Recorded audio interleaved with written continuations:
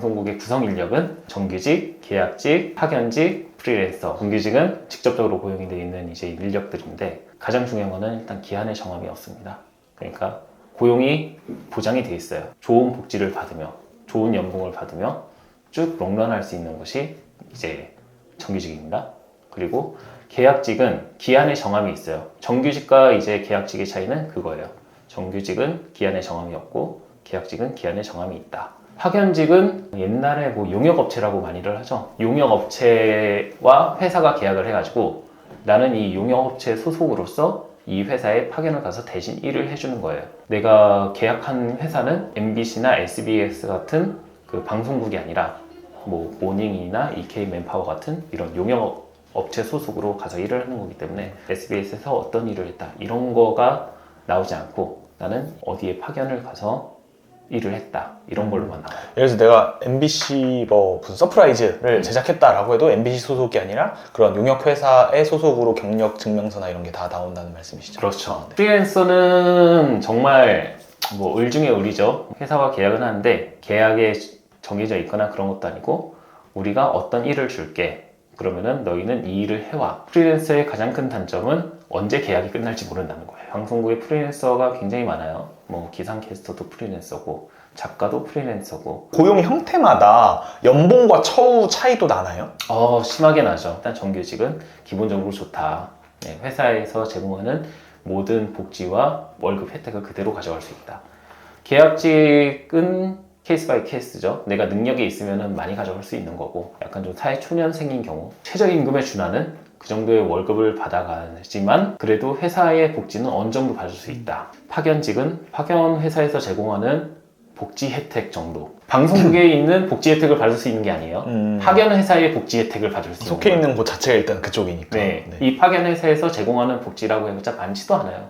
그냥 건강검진 해주고 명절 상여금 한 2번 정도 이게 다예요. 가장 맨 밑바닥인 프리랜서 아무것도 못 받습니다. 내가 방송국에 들어서 와 여기는 이런 혜택도 있어 저런 혜택도 있어 방송국의 외부에 있는 인력이기 때문에 못 받습니다. 그럼 4대 보험 가입은 되나요? 안 됩니다. 회사와 개인 사업자 간의 계약이에요. 어떻게 보면은 회사 대 회사의 계약이에요. 그러니까 나는 어디에 속한 게 아니라 나는 그냥 나로서의 사업자인 거니까. 내가 사업자다. 아 얘네가 날 책임져 주지 않는. 4대 보험을 들어줬다가 정규직으로 전환된 사례가 있던 걸로 제가 알아요. 그래가지고 방송국에서 이제는 아예 안 들어주는 거죠.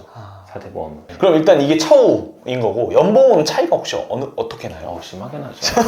정규직이 100으로 치면은 네. 계약직은 절반입니다. 절반? 네, 딱 절반이라고 할 수는 없는데 프리랜서보다는 조금 더 많이 가져가요. 그리고 약간 좀 파견직에 준하거나 파견직보다 조금 더 많이 가져가는 정도? 왜냐면은 회사에서 제공되는 복지카드 같은 거를 발급받는다고 하면은 그 금액까지 포함을 하면은 파견직보다는 조금 더 많이 가져가요. 파견직도 거의 최저임금에 준해서 이제 가져가거든요. 근데 그것보다는 그래도 조금 더 챙겨주는. 파견 회사는 원청에서 어느 정도 돈을 내려주면은 그 돈에 맞춰서 인력들한테 줄 수밖에 없거든요. 근데 이제 지역 같은 경우는 워낙에 사람이 없다 보니까 조금 더 챙겨주는 경우도 있고 왔다 갔다 해요. 계약직이든 파견직이든 들어갔으면은 정규직 전환이 좀 어떻게 용이한 편인가요? 열에 1은 될까? 그런 경우가 그렇게 흔하진 않아요. 일단 방송국이라는 곳 자체에서 노조나 이제 구성원들이 딱 봤을 때 아니 나는 시험 쳐서 들어왔는데 쟤는 일을 했는데 시험도 안 보고 들어와? 이제 너무 불평등한 거 아니야? 라고 생각할 수가 있거든요. 그렇기 때문에 면접까지 올라가면 뭐 얘기는 해줄 수 있겠죠. 근데 이제 그 전에 시험이나 이런 절차들은 다 거쳐야 돼요. 공정하게 거쳐야 된다라는 네. 뭐 그쵸, 그건 어느 정도 납득이 되는 부분이고. 경력직으로 채용되는 사람 누가 되는 거예요? 경력직으로 전환되는 사람은 일단 인간관계를 가장 중요시해야 돼요. 왜냐면 평판이 되게 중요해요.